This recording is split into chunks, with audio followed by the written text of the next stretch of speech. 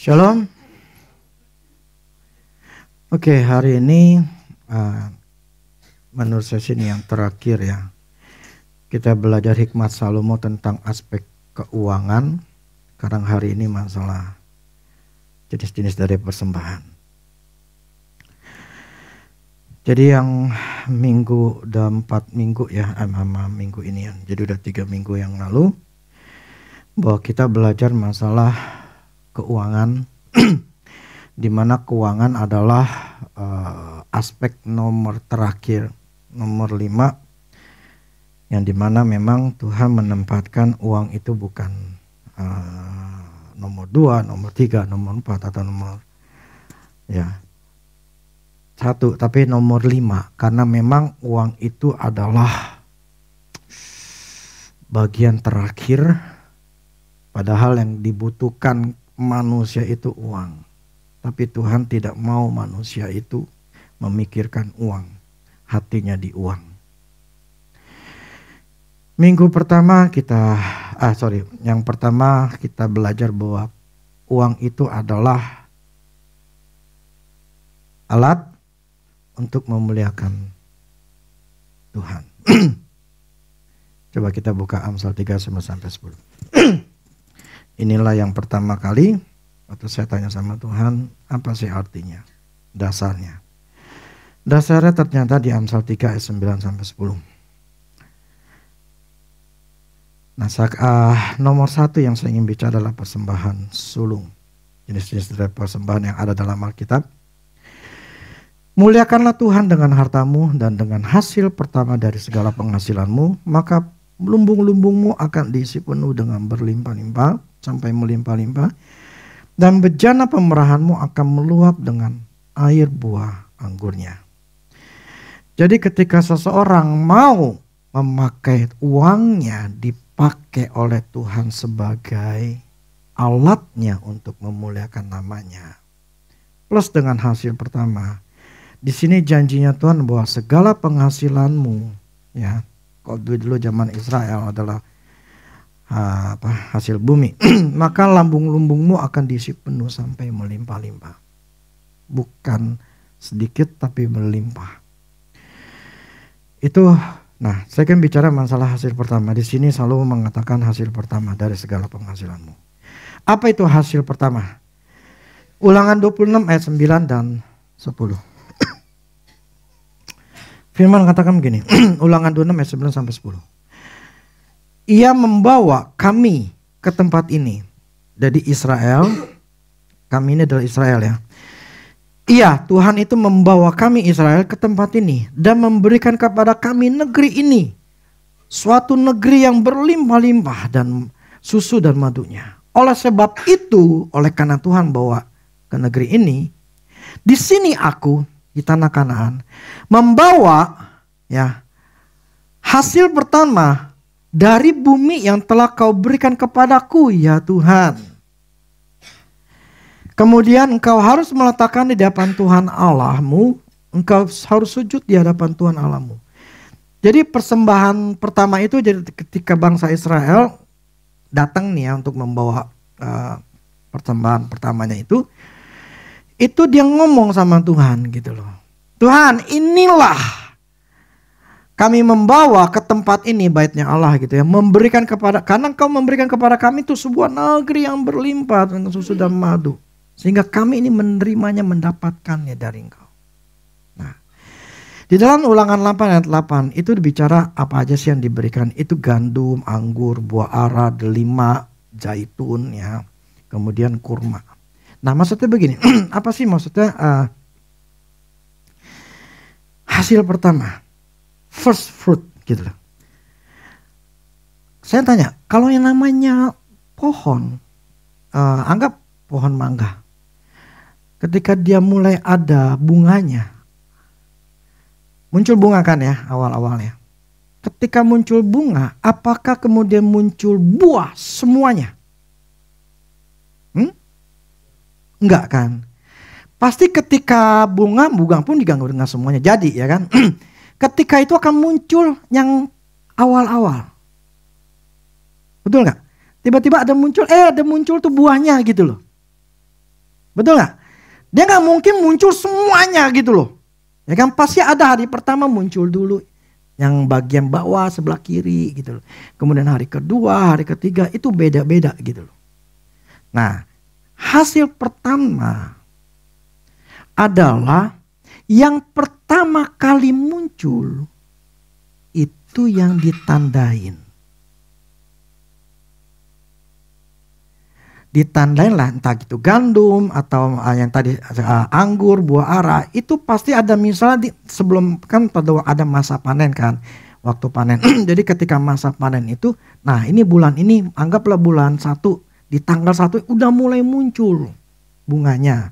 Nah kemudian di hari keberapa mulai muncul buahnya, itulah yang ditandain. Oke, inilah buah pertama kali muncul, nanti inilah buah yang akan aku kasih ke Tuhan.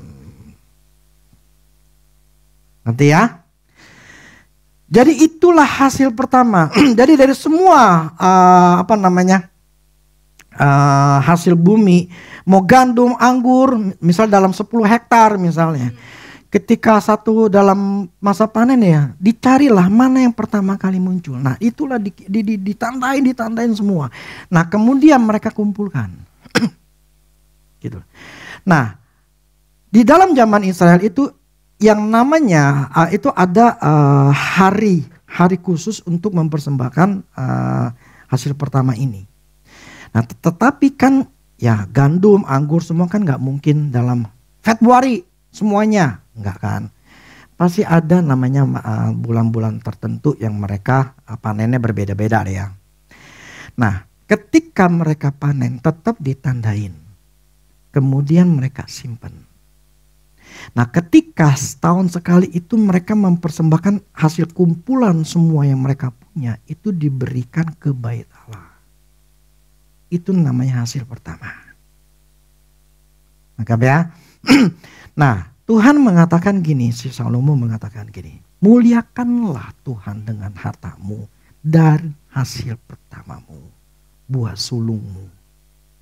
Maka lumbungmu akan berlimpah.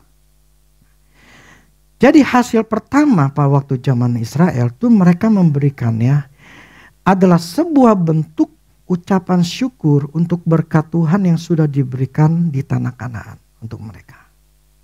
Yang kedua, untuk mereka mengingat bahwa ini adalah Tuhan. Ini adalah pekerjaan Tuhan, bukannya aku. Gitu. Jadi bukan karena kemampuan mereka, tetapi karena kekuatan Tuhan. Nah, pada zaman sekarang itu apa? Pada zaman sekarang itu misalnya adalah gaji pertama kali kerja. Ada yang kita mau berikan, itu terserah. Mau semuanya berikan kepada Tuhan. Oke Tuhan, ini pertama kali aku kerja, aku berikan. Mungkin proyek pertama. Terus panen pertama. Atau juga pendapatan pertama, minggu pertama di awal tahun. Kalau saya biasanya tuh di awal tahun saya memberi. Ya, terserah itu masing-masing. Bisa aja anggaplah hari pertama, minggu pertama saya ingin memberikan buah sulungnya saya kepada Tuhan. Ya. Tujuannya adalah atau makna dari pemberian persembahan sulung adalah menyatakan bahwa Tuhan, Engkaulah sumber berkatku. Engkau yang berikan jalan buat saya untuk bisa dapat kerjaan ini, untuk usaha ini, untuk saya bisa memperoleh uang ini. Inilah persembahan sulung saya untuk Engkau. Karena berkat-Mu. Sebagai, yang kedua adalah sebagai tanda bahwa kita menaruh Tuhan di tempat yang pertama. Dan menguduskan seluruh hasil berikutnya. Ya. Karena itu kan buah sulung. Yang pertama kita menganggap bahwa Tuhan ini aku memberikannya. Tempat pertama dan menguduskan untuk seluruh hasil berikutnya. Oke begini ya. Saya cuma hanya mengajarkan apa yang menjadi atau memberikan info mengenai jenis-jenis dari persembahan. Dan saya tidak akan namanya menantang untuk memberi. Karena ketika kita disuruh menantang untuk memberi, itu akan emosi yang muncul. Sedangkan yang saya ajarkan ini adalah sifatnya adalah pondasi. Bahkan boleh saya katakan info. Mau ngelakuin, enggak mau lakuin, urusan masing-masing. Gitu loh. Jadi saya tidak akan namanya mencoba untuk memaksa atau memancing lah emosi. Enggak. Saya cuma hanya memberikan penjelasan bahwa inilah firman Tuhan. Mau lakuin, soalnya kan masalah memberi, masalah uang. Gitu loh. Mau memberi atau tidak memberi itu keputusan masing-masing. Ya. Jadi yang pertama itu adalah persembahan sulung.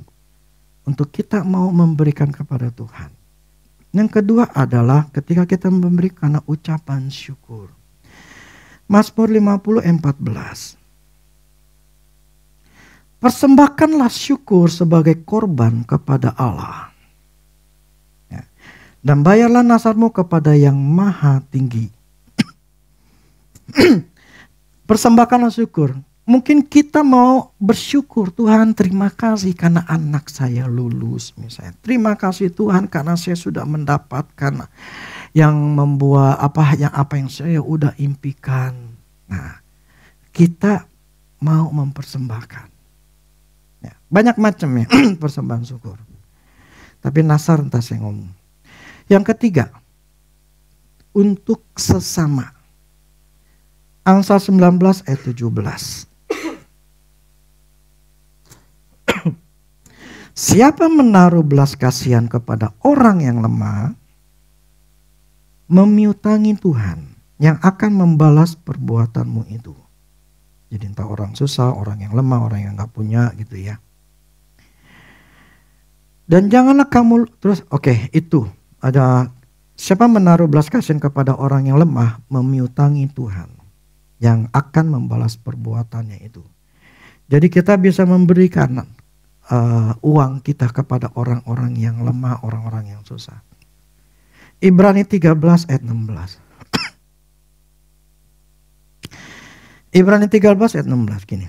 Janganlah kamu berlupa berbuat baik dan memberi bantuan. Sebab korban-korban yang demikian yang berkenan kepada Allah. Jadi kita jangan lupa berbuat baik, menolong dan memberi bantuan. Sebab hal yang demikian itu berkenan kepada Allah. Jadi kita memberi karena memang Tuhan katakan berbuat baiklah, beri bantuan. Terus Matius 25 ayat 40. Dan raja itu akan menjawab mereka, aku berkata kepadamu, sesungguhnya segala sesuatu yang kamu lakukan untuk salah seorang dari saudaraku yang paling hina ini, kamu telah melakukannya untuk aku. Jadi ketika kita menolong orang-orang yang lemah, orang-orang yang tidak punya uang, bermasalah, dikatakan itu sebetulnya adalah melakukan untuk Tuhan. Makanya uang itu dipakai untuk alatnya, memuliakan nama Tuhan. Ya. Itu persembahan atau kita memberi untuk sesama, untuk orang-orang yang butuh pertolongan. Yang keempat, persembahan nazar. Nah, nazar, coba perhatian saya. Nazar itu seperti janji kepada Tuhan. Misalnya gini, Tuhan kalau saya dapat proyek ini, saya akan beri kepada engkau entah berapa nilainya gitu ya. Saya akan kasih Tuhan. Nah, itu nazar. Sebuah janji yang kita ngomongin sama Tuhan. Tapi saran saya jangan bernazar. Katakan ya, kalau firman katakan, janganlah kamu mengatakan sesuatu demi apalah gitu ya. Katakan ya, katakan tidak. Dan juga gini, ketika gini loh, Tuhan itu tidak dibutuhkan, tidak butuh sogokan kamu. Ya, Tuhan tidak butuh sogokan. Di dalam perjanjian baru, kata nazar itu cuma hanya ada pada waktu si Paulus. Jadi Paulus ketika habis dari pelayanan, dia mau balik ke Yerusalem karena dia tahu apa nih orang-orang Farisi, orang Israel itu adat istiadatnya masalah. Dia kan habis dari luar, plus dia bawa orang-orang juga dari yang Yunani gitu loh. Seolah-olah jadiin orang, pokoknya omongan lah ya. Nah dia bernazar, nazarnya apa? Gue pengen potong rambut. Karena adat istiadat Yahudi itu melakukan sesuatu lah ya, itu dengan memotong rambut lah. Kurang lebih kayak gitu aja deh ya. Cuman itu doang nazarnya. Tidak ada yang namanya nazar itu untuk uang. Di mana perintah Tuhan untuk uang. Jadi menurut saya pun tidak akan mau lakukan itu juga. Karena nazar itu kalau kita nggak lakuin, kamu akan bermasalah. Ulangan 23 ayat 21 sampai 23.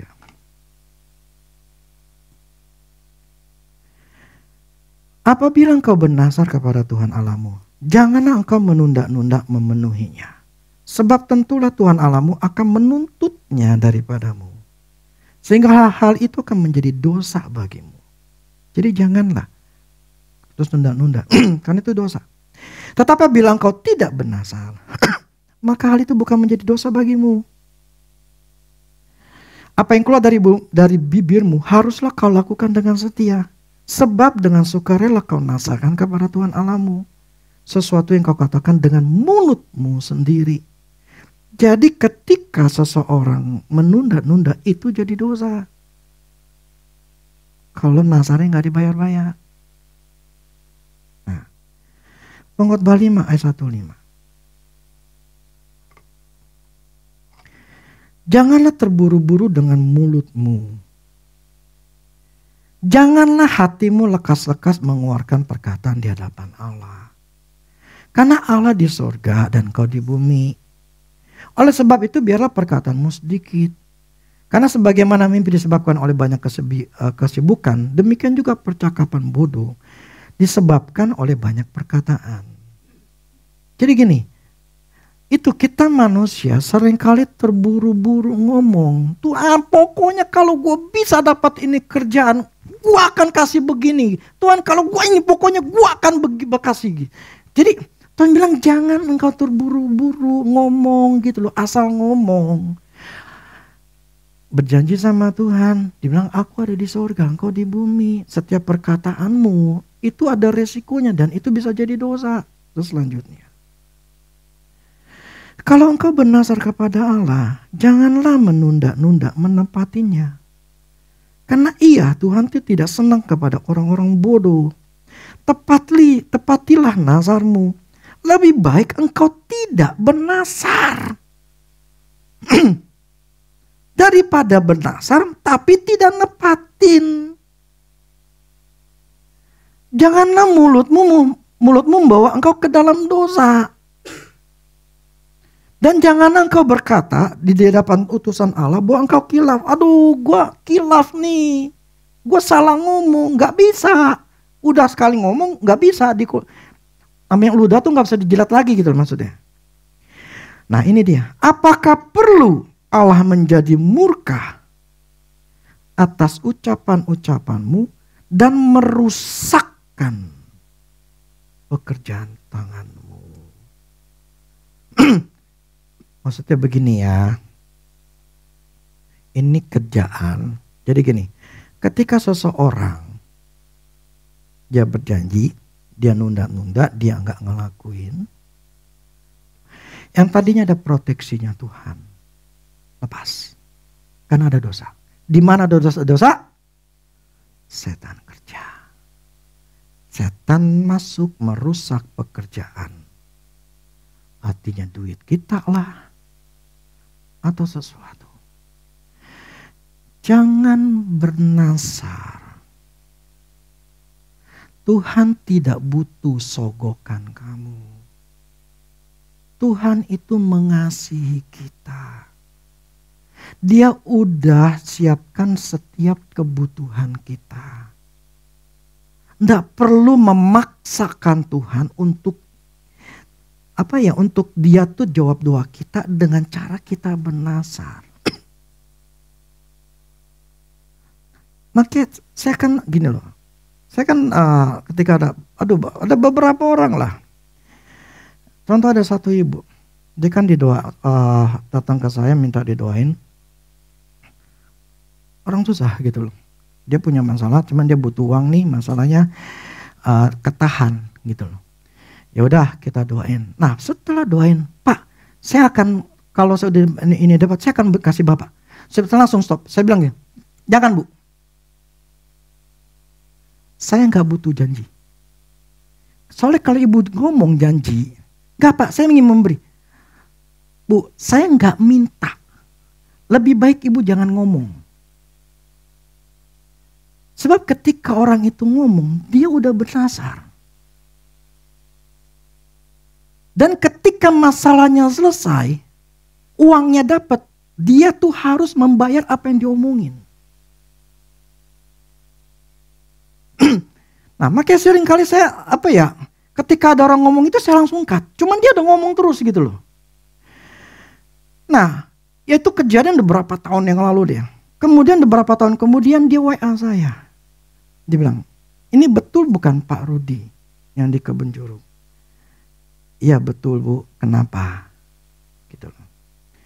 Ya Pak, saya minta nomor rekeningnya. Kenapa Bu? Enggak, saya cuma hanya memberi kepada Bapak aja. Nah, singkat cerita gini, kita ada kemudian ada beberapa kali WA gitu. Ternyata, kenapa dia memberi kepada saya? Karena saat itu dia kejadian, dia kena ketipu. Keingetlah omongannya. Omongan dia. Akhirnya dia telepon atau WA juga gitu loh. Soalnya saya gak pernah ngalamin. Itu di tahun sekitar 95-96. Saya kehilangan motor. Saya tuh berjanji memberikan 1 juta. Waktu itu hamba Tuhan dari luar. 2 juta. Hamba Tuhan dari luar. Kemudian saya janji saya ingin memberi. Akhirnya saya dapatlah uang. Diingetin lah sebetulnya. Tapi saya mikir lagi. Tuhan saya masih butuh ini itu. Saya dulu kan susah gitu loh. Saya tunda. Saya jual motor. Ya akhirnya motor itu saya ketipu, hilang itu motor. Setelah hilang itu motor, saya tanya, Tuhan kok kenapa saya ngalamin gini? Langsunglah diingetin, dulu kamu bernasar, janji mau ngasih. Uangnya ada tapi kamu gak mau ngasih. Iya. Saya gak komplain sama Tuhan, karena saya tahu itu salahnya saya. Akhirnya ya udah saya beri. Tapi saya lose 11 juta. Jadi kalau misalnya di antara kalian itu yang pernah bernasar, secepatlah beresin nasarmu, janjimu. Dan kalau belum, jangan bernasar. Kalau memang kamu pengen mau memberi, berilah nanti. Gitu loh. Bukan pas lagi ini mengatakan mulut, berarti ada sebuah perkataan yang keluar, kalimat yang keluar di hadapan Tuhan gitu loh. Kalau memang kau ingin memberi, memberilah nanti. Dan tidak perlu yang namanya menyogok Tuhan supaya Tuhan jawab doamu, tidak perlu. Soalnya banyak juga pendeta ataupun orang Kristen berpatokan kepada si Hana yang nangis-nangis dan bernasar supaya kalau dia bisa punya anak, ini anak si Samuel akan diberikan gitu loh. Jadi seolah-olah kalau gue bernasar nanti Tuhan jawab. Di dalam perjanjian baru enggak begitu. Gini lah, Efesus 1 ayat 3 mengatakan bahwa terpujilah Allah Bapa Tuhan kita Yesus Kristus yang dalam Dia, dalam Kristus maksudnya, itu telah, yang dalam Kristus telah mengaruniakan segala berkat rohani yang di dalam surga. Jadi gini, setiap kebutuhan kita, setiap apapun yang kita butuhkan, bahkan keinginan itu semuanya Tuhan sudah sediakan, telah dikaruniakan. Tetapi sifatnya masih di alam surga. Di rumah kita masing-masing. Di rumah kita masing-masing itu punya gudangnya. Gudang di mana tempat, di mana apapun keinginan kita, itu semuanya masih di gudang kita tersimpan. Detik kita minta, detik ada keinginan kita mau, detik itu Tuhan langsung kasih. Tetapi sifatnya alam roh. Berkat rohani. Jadi tetapi bukan berarti Tuhan tidak jawab. Tuhan jawab, cuma problemnya adalah untuk menjadikan yang di alam roh itu terima di alam jasmani, butuh yang namanya iman. Percaya. Bukan dibutuhkan sogokan. Nangkap ya? Jadi janganlah kalau udah mau kayak emosi kalian, udah Tuhan pokoknya kalau saya dapat ini saya akan beri. Lebih baik jangan. Lebih baik. Ya. Kalau udah terlanjur, kalian sudah yang terlanjur saat ini, bayar. Ya. Terus yang kelima, untuk kita memberi untuk orang-orang yang berjasa di dalam hidup kita. Ya. Contohnya yang pertama adalah orang yang berjasa, yang sangat berjasa dalam hidup kita. Adalah siapa? Orang tua.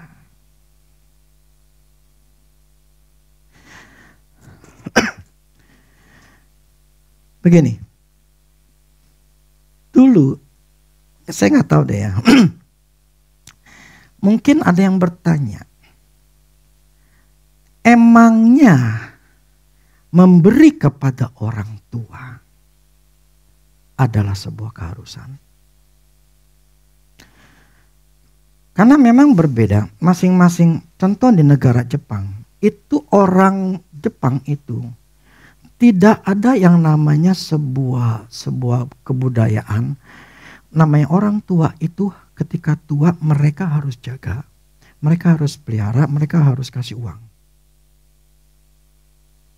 Ya, banyak negara yang lain juga ada. Cuma saya bicara Jepang. Oleh karena itu orang Jepang, mereka tuh dari masa muda, mereka tuh ngumpulin duit terus.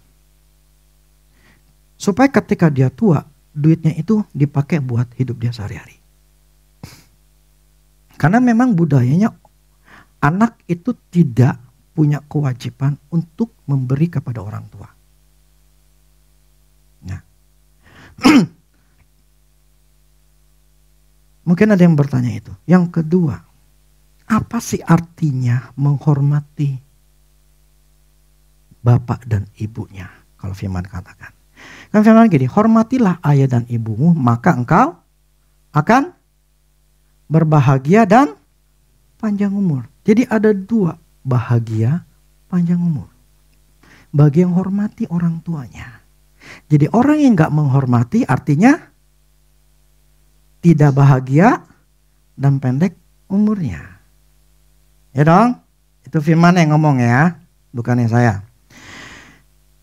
Sekarang apa hubungannya menghormati orang tua dengan memelihara atau menolong atau memberikan uang kepada orang tua? Matius 15 ayat 3 dan 6. Ada firmannya. Matius 15 ayat 3 dan 6. Tetapi jawab Yesus kepada mereka, Mengapa kamu pun melanggar perintah Allah demi adat istiadat nenek moyangmu? Sebab Allah berfirman, hormatilah ayahmu dan ibumu. Dan lagi, siapa yang mengutuki ayahnya atau ibunya pasti dihukum mati. Tetapi jika kamu berkata, barang siapa berkata kepada bapaknya atau kepada ibunya, apa yang ada padaku yang dapat kugunakan untuk pemeliharaanmu, yang untuk orang tuanya ya, itu digunakan untuk persembahan kepada Allah. Jadi orang itu nggak wajib lagi menghormati ayah dan ibunya. Terus Tuhan ngomong, dengan demikian firman Allah, kamu nyatakan tidak berlaku demi adat istiadatmu sendiri. Jadi Tuhan ngomong ke bangsa Israel, orang Farsi, bla bla segala macam. Karena kau nganggap gini, gue udah kasih nih persembahan pada Tuhan. Jadi gue nggak wajib lagi ngasih ke orang tua. Karena gue udah kasih ke Tuhan. Mau ngapain kasih lu lagi gitu loh. Nah, ternyata Tuhan menghubungkan bahwa ternyata waktu kita memberi orang tua itu ternyata menghormati orang tua. Karena di sana ngomong tidak wajib lagi menghormati bapak ibunya. Berarti ketika memberi itu ternyata adalah menghormati orang tua. Jadi seorang anak wajib hukumnya memberi kepada orang tua.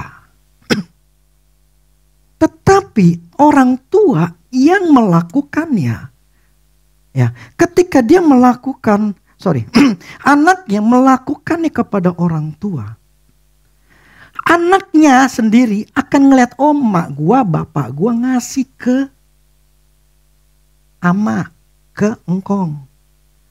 Itu sebuah yang namanya contoh. Nah, ketika dia melihat seperti itu, ada sebuah tertanam dalam diri mereka. Oh, berarti untuk memberi ke orang tua itu adalah sebuah contoh yang memang harus dilakuin. Nah, makanya kalau saya, ketika anak saya sudah kerja, detik bulan itu kerja, saya ngomong sama mereka, kamu ngasih ke mami kamu. Jadi mereka berdua kerja, kan saya 3, 2 ada kerja. Saya langsung bilang, kamu kasih ke mami. Untuk saya mengajarkan pada mereka, hormati. Tapi saya udah ngelakuin. Ya, orang tua saya udah gak ada, ya mertua saya ngelakuin. Nah, untuk kamu yang tidak melakukan, akan ada hukum karmanya. Nanti anakmu pun tidak akan mau ngasih. Kenapa? Karena itu sebuah gen yang tercipta di dalam anak. Nah, seperti budaya, gitu loh. Budaya emaknya bapaknya begitu, demikian nanti anaknya. Sama budaya Jepang adalah seperti itu. Jadi ya lumrah kalau anaknya di budaya Jepang itu enggak memberi kepada bapaknya. Lu makan, lu minum, kayak lu sakit, gua gak pikirin. EGP. Karena memang begitu budayanya, dia ngelihat seperti itu. Nah, tinggal adalah walaupun apakah di Indonesia. Kalau di Indonesia budayanya kita adalah memberi. Tetapi itu kan keputusan masing-masing. Karena banyak orang berpikir gini, gua aja susah, gua aja nggak cukup, gua kasih ke mak gua, kasih ke bapak gua, ya nggak bisa. Buat gua aja nggak bisa. Nah, itulah firman mengatakan, berilah. Itu artinya adalah iman.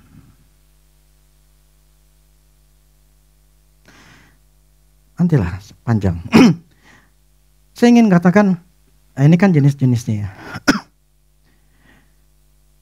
Artinya orang yang mau menghormati ayah dan ibunya, artinya dia seharusnya memberi kepada orang tuanya.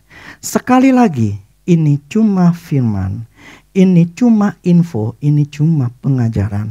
Mau ngasih, enggak ngasih urusan kalian. Oke? Karena masing-masing punya yang namanya pertimbangan. Yang kedua, untuk orang yang berjasa dalam hidup kita adalah Galatia 6 ayat 6. Hamba Tuhan atau gembala. Saya ngomong ini bukan mengharapkannya. Saya sudah ngelakuin. Galatia 6 ayat 6. Dan baiklah dia yang menerima pengajaran dalam firman, membagi segala sesuatu yang ada padanya dengan orang yang memberikan pengajaran itu. Ini bicara masalah uang, membagi ke segala sesuatu yang ada pada. Yang memberikan pengajaran. Ketika saya mendengar atau membaca buku firman ini, itu saya lakukan. Orang yang bagi saya, orang-orang yang berjasa buat saya untuk saya bisa mengerti firman, hidup saya berubah. Pertama adalah Andreas Samudra. Saya memberi beberapa kali. Kemudian saya belajar yang namanya si Andrew Womack. Saya memberi beberapa kali. Saya belajar ke Jesse. Saya pun memberi. Kenapa? Karena orang itu bagi saya sangat merubah, menolong saya. Nah, jadi itulah salah satu pemberian. Jenis pemberian. Itu adalah saya. Ketika saya mendapatkan firman ini. Jadi itu bukan sebuah kewajiban. Ini cuma jenis. Oke. Yang keenam. Malaikat 3 ayat 8 sampai 11.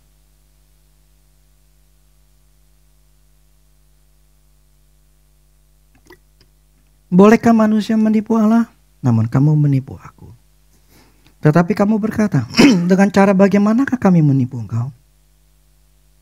Mengenai persembahan persepuluhan dan persembahan khusus. Kamu telah kena kutuk, tetapi kamu masih menipu aku. Ya, kamu seluruh bangsa, bawalah seluruh persembahan persepuluhan itu ke dalam rumah perbendaharaan supaya ada persediaan makanan di rumahku. Ujilah aku. Firman Tuhan. Salam. Apakah aku tidak membukakan bagimu tingkap-tingkap langit dan mencurahkan berkat kepadamu sampai berkelimpahan. Aku akan menghardik bagimu belalang pelahap supaya jangan dihabisi hasil tanahmu dan supaya jangan pohon anggur di padang tidak berbuah bagimu. Firman Tuhan semesta alam. Oke. Yang ketujuh adalah persembahan khusus. Jadi ada persembahan khusus dari waktu zaman Israel ini pada mereka waktu membangun bait Allah. Mereka tuh memberikan persembahan khusus untuk pembangunan. Jadi kalau dalam gereja, persembahan dalam kitab zaman sekarang, persembahan khusus itu ya untuk pembangunan gereja, untuk pelayanan, untuk penginjilan, misi. Jadi ada persembahan khusus gitu ya.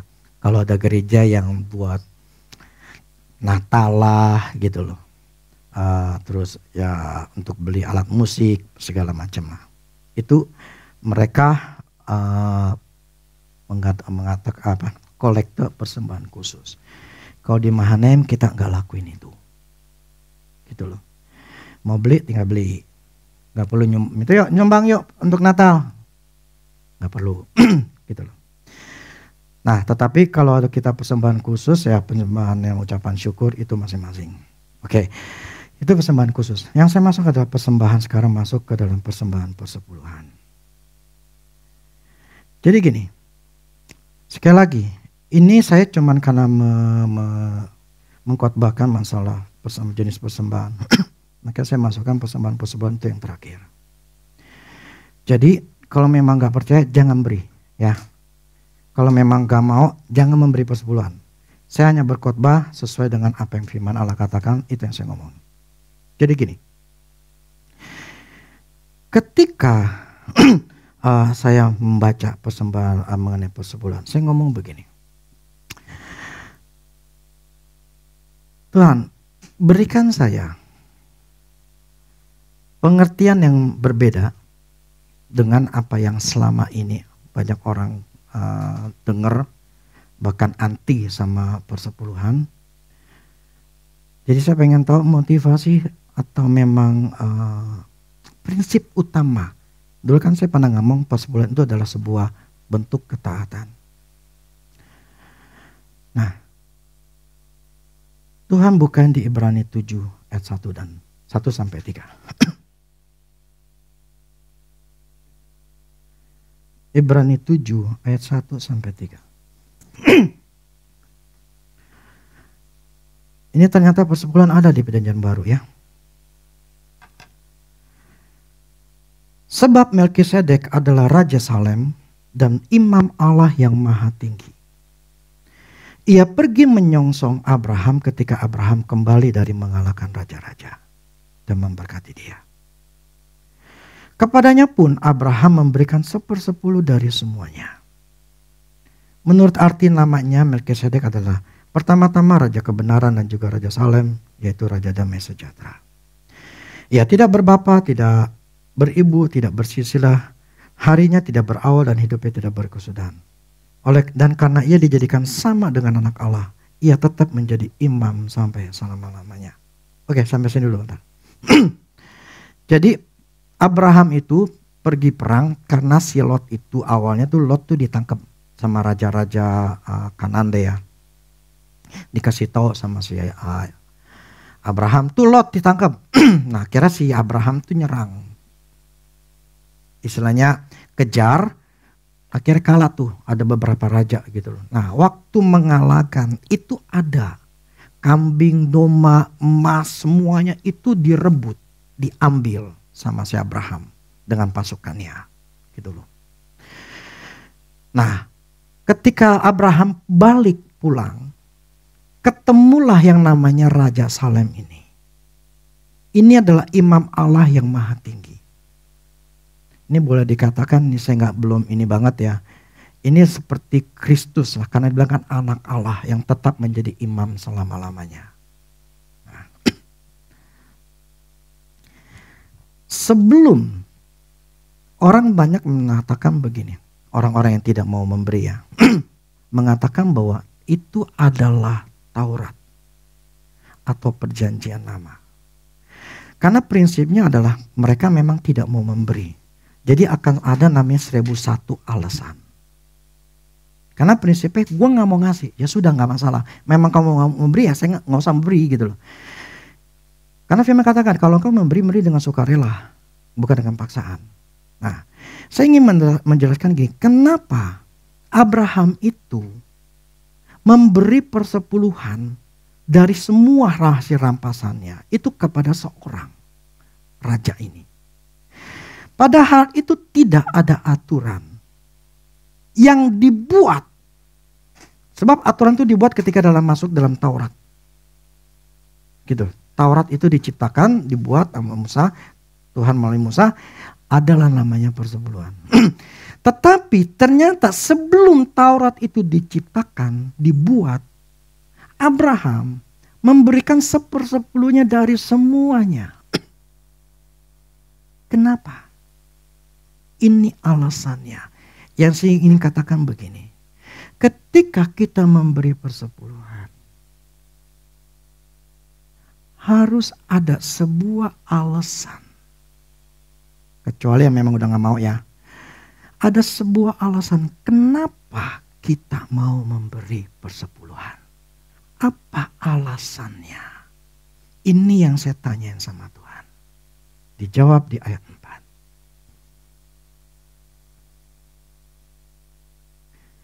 Dan di sini tunggu ayat bukan salah baca. Camkanlah betapa besarnya orang itu yang kepadanya Abraham bapa leluhur kita memberikan 1/10 dari segala rampasan yang paling baik. Camkanlah. Kalau di Inggrisnya apa ya? Tunggu ya.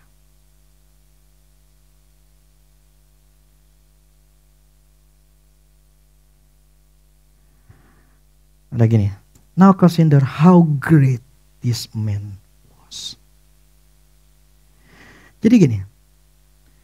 Ketika si Abraham memberikannya, firman katakan gini, betapa besarnya orang itu. How great this man was. Abraham memberi kepada Melkisedek. Karena apa? Dia ngelihat besar. Dia adalah imam Allah yang maha tinggi. Dia adalah luar biasa, pribadi yang besar, pribadi yang pantas aku berikan. Orang memberikan persepuluhan yang seharusnya yang mempunyai alasan. Allah, Yesus Kristus adalah imam. Imam itu adalah perantara antara manusia dengan Allah. Manusia waktu zaman Israel tidak bisa ke Allah tanpa imam. Makanya zaman dulu itu namanya Imam Harun, anak-anaknya Harun, keturunan Harun itu jadi imam. Karena memang tidak bisa. Manusia biasa untuk ketemu Tuhan nggak bisa. Jadi harus ada imam perantaranya. Nah, Kristus itu perantaranya. Dia sekali mengorbankan, karena pada waktu zaman dulu masuk ke kemah pertemuan atau tempat ruang maha kudus, itu imamnya yang orang anak Harun itu, ketika dia masuk, dia harus korbanin dulu penghapus dosa untuk dosa dia, baru bisa masuk. Kalau enggak dia mati. Tanpa ada korban bisa mati. Gitu loh. Nah, jadinya Yesus itulah imam. Jadi ketika dia masuk, dia mengorbankan dirinya. Sekali untuk selamanya. Korban tebusan dosa. Yang kan kita mengalami terjemahan kudus hari ini. Jadi Kristus adalah imam pada waktu dia datang untuk menebuskan dosa-dosa manusia. Itu antara kita dengan Allah. Nah, ketika kita memberikan persembahan persepuluhan, kita ini menganggap Yesus adalah luar biasa. Dia besar.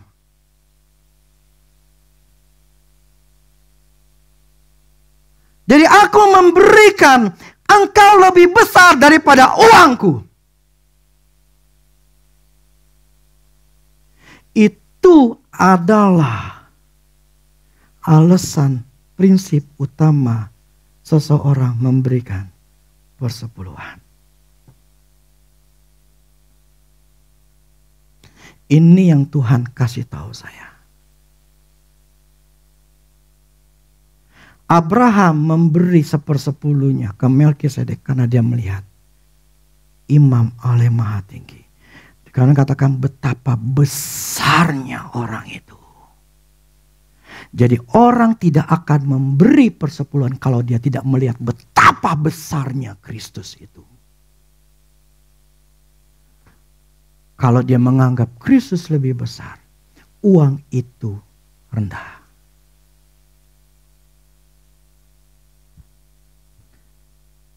Makanya orang yang hatinya ada di uang tidak akan bisa memberi. Kenapa? Uang lebih berharga. Uang lebih dibandingkan Tuhan. Jadi ternyata jenis persepuluhan, memberikan persembahan persepuluhan, itu adalah jenis di mana dengan alasan. Ketika kita memberi, Tuhan itu besar. Uang itu kecil. Gua pentingkan Tuhan. Firman yang mengatakan, beri, aku beri. Satu-satunya kata, ujilah aku, cuma hanya di Malaki. Kamu cek satu Alkitab, tidak ada yang namanya ujilah aku. Tuhan ngomong, lu ngasih persembahan, persepuluhan, uji gua nih. Uji gua. Cuma di Malaki. Sebab dia mengatakan, ujilah aku, apakah aku tidak akan bukain tingkap langit. Gue bukain, lu ngasih, gue bukain. Dan mencurahkan berkat kepadamu sampai kelimpahan. Aku akan menghartik bagimu belalang pelahap. Supaya jangan dihabisin hasil tanahmu. Pohon anggur padang tidak berbuah. Saya tidak menakuti, tetapi ini memang firman Tuhan. Dan akhirnya Tuhan memberikan tahu saya pada saya. Ternyata memberikan persembahan persepuluhan adalah, saya baca deh. Abraham memberikan persepuluhan kepada Raja Melkisedek karena dia memandang Raja Melkisedek adalah raja yang besar, yang patut dihormati dan dihargai sebagai imam Allah. Sebab Abraham tahu tugas seorang imam adalah perantara antara manusia dengan Allah. Sehingga dia melihat kedudukan yang besar daripada Raja Melkisedek ini yang membuat dia takut dan gentar, menghargai dan menghormati dengan cara memberikan 1/10 dari rampasannya kepada Raja Melkisedek. Imam besar agung kita adalah Yesus Kristus. Jadi motivasi atau prinsip utama dalam memberikan persepuluhan adalah bukti penghargaan terhadap kedudukan Kristus yang sangat tinggi sebagai imam Allah, penebus dosa, perantara antara dia dengan Allah. Jadi ketika kita memberikan persepuluhan didasari dengan sikap Tuhan lebih besar, lebih mulia, lebih agung daripada uang. Alasan kita memberi uang yang cukup besar, saya katakan cukup besar, 10% itu besar. Karena kita menganggap Tuhan lebih besar daripada uang.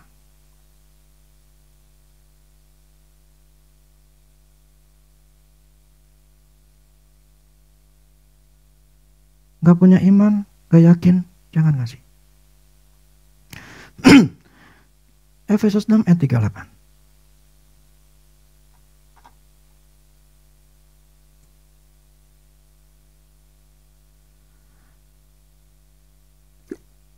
Berilah dan kamu akan diberi. Satu takaran yang baik, yang dipadatkan, yang digoncangkan, dan yang tumpah keluar akan dicurahkan ke dalam ribaan. Sebab ukuran yang kamu pakai untuk mengukur akan diukurkan kepadamu.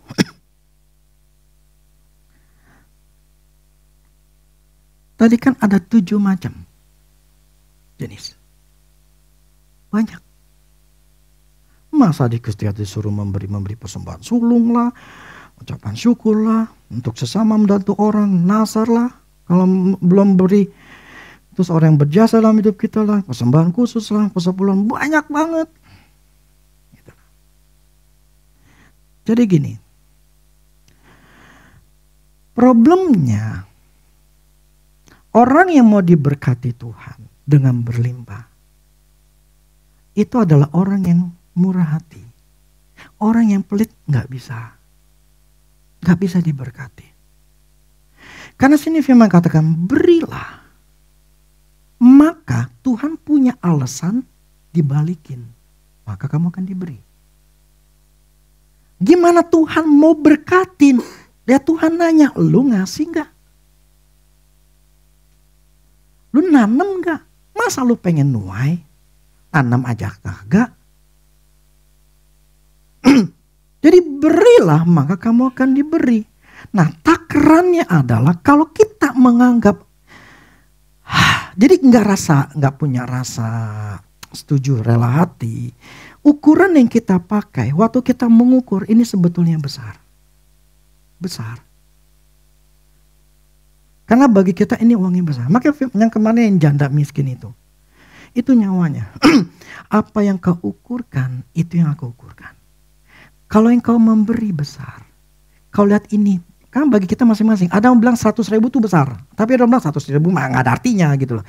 Masing-masing orang berbeda, ukuran kita masing-masing beda. Jadi ketika seseorang memberi dan dia menganggap ini besar dan dia taat, dia mau memberi. Tuhan lihat, oh ukuranmu ini besar, aku akan berikan yang besar. yang ngukur sendiri. Ya. Nah, orang yang memberi, berilah akan diberi, itu akan diberikan, berkatakan sampai berlimpah, melimpah keluar. Itu Tuhan yang ngomong, bukan yang saya. Jadi mau percaya, beri. Yang gak mau percaya, gak usah beri. Gitu loh. Kemudian di 2 Korintus 9 ayat 6 sampai 8. Camkanlah ini, orang yang menabur sedikit akan menuai sedikit juga. Lumrah dong, logika dong ya. Dan orang yang menabur banyak akan menuai banyak juga. Hendaklah masing-masing memberikan menurut kerelaan hatinya, jangan bersedih hati atau karena paksaan. Sebab Allah mengasihi orang yang memberi dengan sukacita. Dan Allah sanggup melimpahkan segala kasih karunia kepada kamu. Supaya kamu senantiasa berkecukupan di dalam segala sesuatu dan malah berkelebihan. Oke, itu gini. Orang yang nabur sedikit akan nuai sedikit. Tadi kan banyak banget tuh. Ya kan, orang kan pikir gila banyak banget gitu loh. Masa gue mesti ngasih duit. Enggak juga. Prinsipnya begini. Coba sama dulu dah. 2 Korintus 8 ayat 12. 2 Korintus 8 ayat 12. Sebab jika kamu rela untuk memberi, maka pemberianmu akan diterima. Kalau pemberianmu itu berdasarkan apa yang ada padamu, bukan berdasarkan apa yang tidak ada padamu. Jadi tetap, jadi gini, si Paulus ini waktu 2 Korintus ini ngomong jadi gini. Jadi jemaat itu punya sebuah planning, rencana pengen memberi kepada si Paulus. Nah, Paulus dia akan bilang, nanti aku akan ambil, aku kumpulkanlah. Nah, dia ngomong jadi, pemberianmu itu harus berdasarkan apa yang padamu. Jadi yang sudah dikumpulkan itu yang kamu berikan. Gitu loh. Jadi ketika kita memberi, apa yang pada kita, yang ada pada kita, bukan kita ngutang. Gitu loh. Nah, apa yang ada pada kita, kita mau memberi. Bukan berdasarkan apa yang tidak kita minta, yang tidak ada pada kita, gitu loh. Ya kalau kita punyanya segitu, ya segitu kita mau memberi gitu loh. Gak perlu kita memaksakan diri untuk memberi. Prinsipnya adalah dalam firman ini adalah, hati kita itu enggak di uang. Terus gimana saya nggak punya uang? Yang ayat 10-nya, 2 Korintus 9 ayat 10 sampai 12.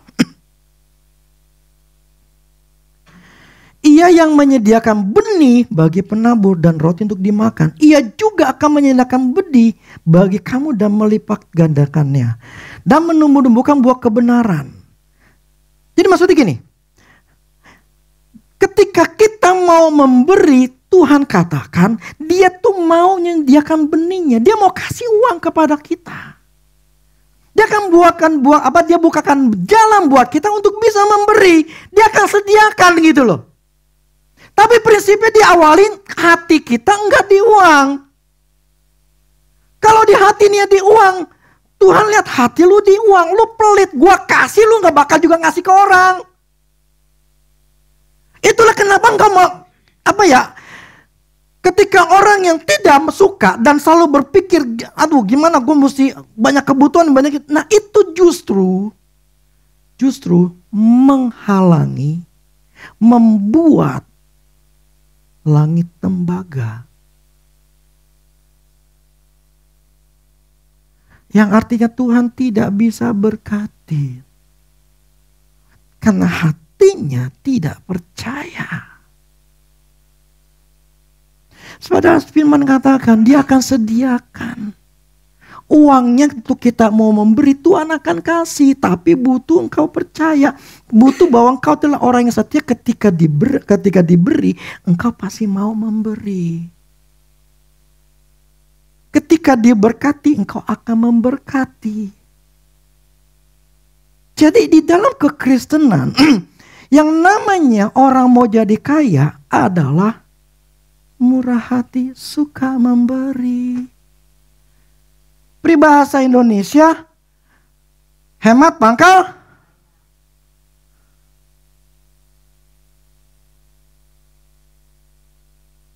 Kalau di dalam bahasa Alkitab, memberi pangkal. Orang yang memberi, yang kemarin minggu lalu katakan, generous soul will be made rich. Orang yang murah hati, Tuhan firman katakan, aku jadikan dia kaya. Jadi orang yang murah hati, Tuhan lihat, gue bikin kaya loh. Firman loh ya, bukan saya yang ngomong. Tetapi otak kita, pikiran kita akan mikir, lah kan gue masih butuh ini, butuh itu. Gue dagang, gue usaha, gue kerja, ini kan semuanya terbatas. Itulah otak kita membatasinya. Jadi ketika Tuhan ingin mau memberi kepada kita, maksudnya jalan untuk kita dapat uang. Tuhan lihat, aduh gimana nih anak. Gue kasih nih anak pelit. Gue kasih 5 juta percuma dia gak bakal ngasih. Gue kasih 10 juta juga gak mungkin dia mau kasih. Dia pasti simpen gitu. Apalagi 100 juta, wah rusak dia. Padahal firman katakan gini, yang tadi, nabur dikit, nuai dikit, nabur dikit, nuai dikit. Kenapa? Kan gini, ketika 1 hektar kita punya, anggaplah 1 hektar itu dapat 10 ton. Bisa nggak itu bisa jadi 50 ton? Nggak bisa. Pasti terbatas. Walaupun kita mau pakai apa namanya, pakai teknologi apapun itu supaya buah begitu bagus, tetap nggak bisa dibandingkan 1 hektar kalau dibandingkan dengan 10 hektar. Betul nggak? Jelas hasil tuaian 10 hektar jelas lebih banyak dibandingkan 1 hektar. Jadi gini, di alam rohnya ya, ketika kamu memberi, itu kamu lagi nanam. Dan ketika kamu sedang memberi dalam pemberian yang besar, yang Tuhan naruh dalam kita, contoh persembahan sulung, itu sebetulnya kamu lagi buka lahan baru.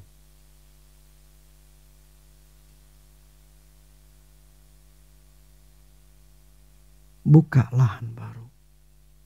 Ini yang dulu saya dapat bertahun-tahun yang lalu mengenai pemberian ini. Jadi Tuhan kasih perlihatkan tanahnya saya. Ladang kamu ada gini sama ini. Di situ nangkap, oh dulu saya belum ada. Oh ketika saya beri banyak tuh, ternyata lahan baru. Tapi masih kecil-kecil. Atau ada yang baru ketanam. Belum berbuah. Belum numbuh, bukan beluah, belum numbuh. Tapi ada bagian yang ladang sana udah numbuh. Udah berbuah, tapi belum matang, tinggal dikit lagi. Tinggal nungguin saya akan dapat duit.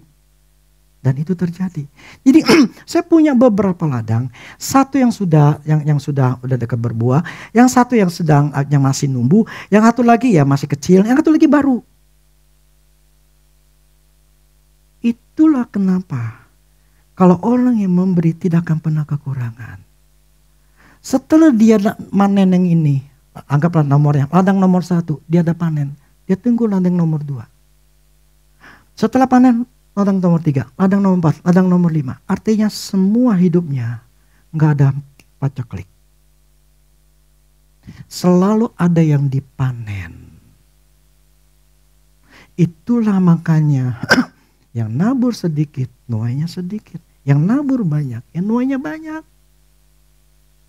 Terus ditambah lagi, ketika orang itu diberikan banyak, berkecukupan dalam segala sesuatu, dan malah berkelebihan di dalam berbagai kebajikan.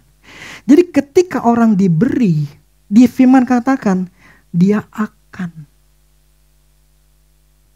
melakukan kebajikan demi kebajikan.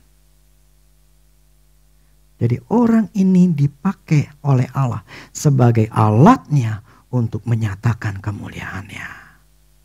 Melalui orang itulah Tuhan katakan, lu sekarang beri kepada sana. Oke Tuhan, dia beri. Itu kebajikan. Ketika Tuhan bilang, kamu beri itu. Oke Tuhan, saya beri. Itu kebajikan. Jadi dengan berbagai kebajikan. Jadi ketika orang yang memberikan dirinya Tuhan, yang itu loh yang nomor 2. Tuhan adalah sumber, pemiliknya. Saya adalah pengelola. Dan ketika ini pengelolanya setia. Kau setia dalam perkara kecil, aku berikan. Aku berikan kau 10 juta dan engkau tidak makan sendiri. Engkau tidak serakah, engkau menabur, engkau memberi. Kau setia, aku berikan 20 juta. Ternyata 20 juta engkau enggak gelap mata. Engkau masih juga memberi. Kau menganggap inilah miliknya Tuhan. Kau setia. Aku kasih 50 juta. 50 juta pun kau tetap memberi persepuluhan. Kau tidak gelap mata, kau tidak simpan sendiri. Engkau masih mau memberi. Gua berikan lagi 100 juta. Demikianlah seterusnya.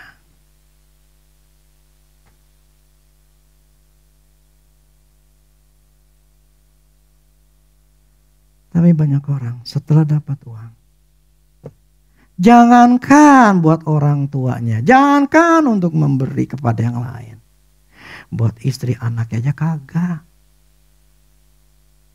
Disimpanlah buat dia sendiri. Buat hari tua. Nah itu dia mentalnya apa? Melihat hari tua susah, maka dia siap-siap punya duit. Hatinya di uang. Untuk memberi sulit. Ternyata di dalam firman Tuhan ini,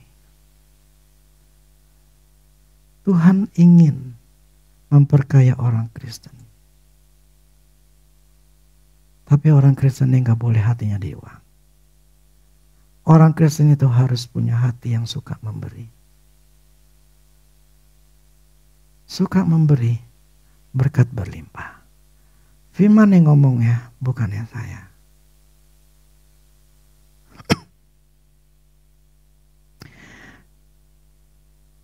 Tanah yang subur. Sekali lagi gini. Mungkin ada yang bertanya, tanah yang subur mana sih? Ada tanah yang keras lah, tanah yang subur gitu ya.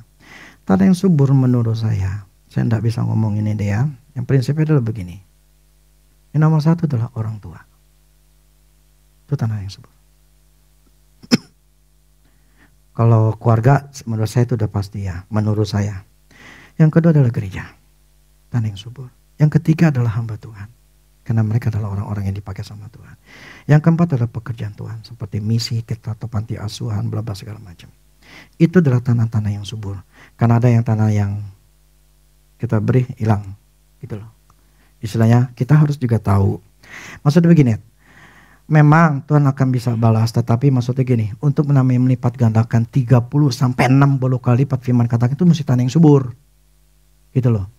Nah kalau kita memberikan fakir miskin, kita memberi itu boleh katakan ya kayak pengamen atau ini ya tukang parkir lah.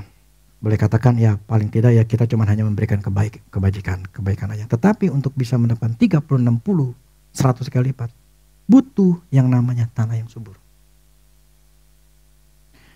Ya, orang tua, gereja, hamba Tuhan, pekerjaan Tuhan seperti misi. Terserah mau percaya apa enggak.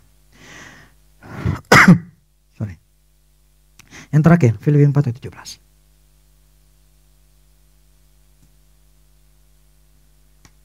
Ini. Tetapi yang kuutamakan bukanlah pemberian itu, melainkan buahnya yang makin memperbesar keuntunganmu. Tuhan tidak butuh uang. Amin.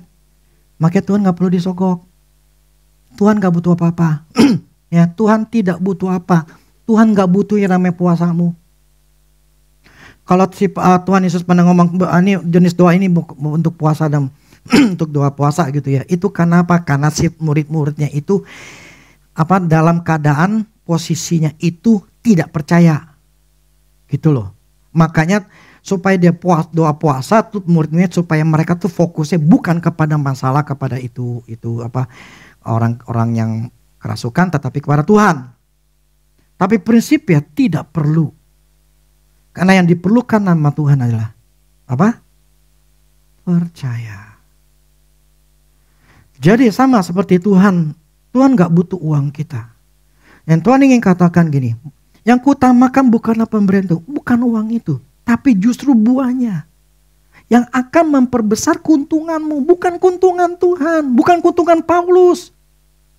Kamu yang terima buahnya itu memperbesar. Bukannya Tuhan, kita yang memberi itu. Makanya orang yang berbahaya, kalau firman kan bukan terjemahan lain sih ya. Kalau terjemahan Indonesia, berbahagialah orang yang memberi daripada menerima. Tetapi terjemahan Inggris sih bahwa lebih diberkati orang yang memberi daripada menerima. Ini firman yang sama, yang memperbesar keuntungan. Oh, berarti kita memberi supaya kita dapat untung dong. Hati Tuhan tuh tahu hati kita. Tujuan kita apa? Tapi prinsipnya ketika kita menabur, selalu ada tuaian. Ladang apa yang sedang kau banyu? Yang kau punya. Nggak punya ladang, ya udah. Ya, kapan nuainya? Bukan nuainya, nggak bisa nuai karena enggak punya ladang. Pengen punya tuaian besar, ya beli ladang yang gede.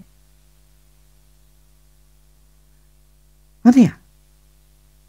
Kalau pengen dapat buah yang banyak, tuaian yang banyak, ya belinya yang gede. Makanya lumrah nabur banyak, nuai banyak. Karena naburnya gede. Naburnya gede ya dapat nanti gede. Wah itu jadi duit dong, itu investasi. Orang yang ngomong gitu adalah orang yang gak memberi. Orang yang mengkritik itu adalah orang yang tidak memberi. Orang yang pelit. Orang yang memberi gak akan ngomong gitu. Gak ada tuh yang namanya hatinya jadi seperti itu. Gak ada. Kan yang pertama, yang kedua itu. Ayat ketiga. Uang itu adalah nyawa manusia. Emang kamu pikir memberi anggap 100 juta itu gampang? Supaya mendapatkan tuaian yang besar. Itu ngelepasin nyawa.